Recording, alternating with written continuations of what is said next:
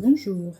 Sur le thème Grandir près de Jésus, nous continuons la lecture du livre Comment initier nos enfants à la vie spirituelle de Maurice Tiesch au chapitre 5. Raisin vert et dents agacées. Le problème de l'hérédité à la lumière de la Bible.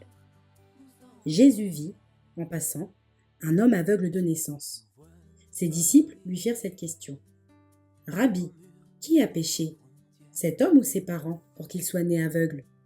Jean 9, versets 1 et 2. Les Israélites, du temps des rois et des prophètes, prononçaient volontiers ce proverbe.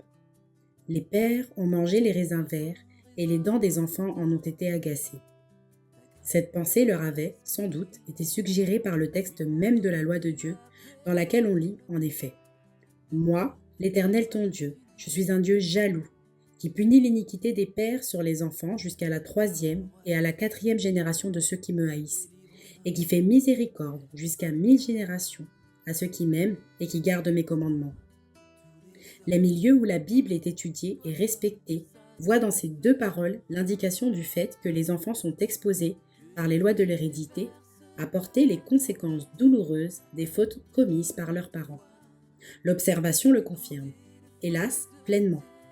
Les parents ne transgressent jamais les lois de la vie physique et de la vie morale sans que, tôt ou tard, d'une manière ou d'une autre, leurs enfants en souffrent.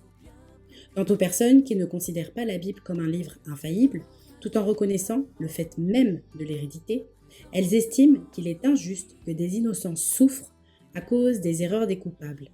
Elles en viennent alors, soit à attribuer à Dieu cette injustice, soit à nier l'existence de Dieu, ce qui revient au même, puisqu'un Dieu injuste ne serait pas Dieu. Mais d'autres passages de la Bible paraissent contredire cette assertion de la loi de Dieu. Par l'entremise du prophète Ézéchiel, Dieu déclare « Pourquoi dites-vous ce proverbe dans le pays d'Israël? Les pères ont mangé des raisins verts, et les dents des enfants en ont été agacées. Je suis vivant, dit le Seigneur, l'Éternel. Vous n'aurez plus lieu de dire ce proverbe en Israël. » Dieu explique ensuite que celui qui pratique la justice vivra, que celui qui persiste dans l'iniquité mourra, que le fils d'un homme pécheur vivra s'il est lui-même juste, de même que le fils d'un homme juste mourra s'il se laisse aller à commettre l'iniquité. Ainsi se trouve établi le principe de la responsabilité personnelle. Cette contradiction n'est qu'apparente, les deux déclarations s'appliquant, en effet, à des cas différents. Dans le contexte de sa loi, Dieu déclare que les souffrances engendrées par l'inobservation des commandements retombent de père en fils jusqu'à la 3e et la 4e génération. Il s'agit, ici, des conséquences immédiates et terrestres de la faute commise. Ces souffrances sont salutaires pour le pécheur lui-même, puisqu'elles l'avertissent et l'incitent à ne plus tomber dans la même faute. Elles le deviennent plus encore lorsque, atteignant le coupable dans ses affections les plus chères, elles soulignent le principe nécessaire de la solidarité humaine. D'ailleurs, la justice et l'amour de Dieu se manifestent dans sa volonté de faire miséricorde aux 1000 générations issues de celui qui obéit à Dieu. Quant au chapitre 18 du prophète Ézéchiel, qui montre si clairement que chacun répondra pour lui-même sans qu'il soit tenu compte de la justice ou de l'iniquité de ses pairs, il se rapporte de toute évidence à la vie ou à la mort éternelle et non aux contingences de la vie présente.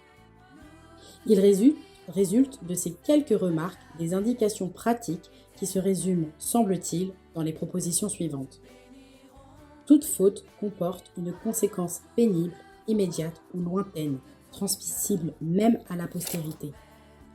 La conversion, l'obéissance et le pardon effacent certainement la faute, mais non ses conséquences matérielles. J'ai fort bien connu par exemple un alcoolique qui avait complètement renoncé à l'alcool sous toutes ses formes et qui n'en a pas moins eu la douleur de perdre par la tuberculose deux de ses enfants touchés dans leur force vive par l'intempérance du père. Enfin, quel que soit le passé d'une personne, de ses parents ou de ses grands-parents, la vie éternelle lui est promise si elle observe les conditions requises. Soulignons, en terminant, le devoir qui incombe aux parents de faire connaître à leurs enfants ces conditions de foi et d'obéissance qui permettent de compter sur la promesse divine. C'est là que se noue le lien qui existe entre ces deux passages, apparemment contradictoires de l'Écriture. Si les parents exposent leurs enfants à subir ici-bas les conséquences de leurs fautes, ils sont d'autant plus soumis à l'obligation sacrée, dont rien ne les dispense, de leur enseigner le chemin de la vérité et de la vie. La Bible nous dit dans Deutéronome 6, versets 6 et 7, « Les commandements que je te donne aujourd'hui seront dans ton cœur.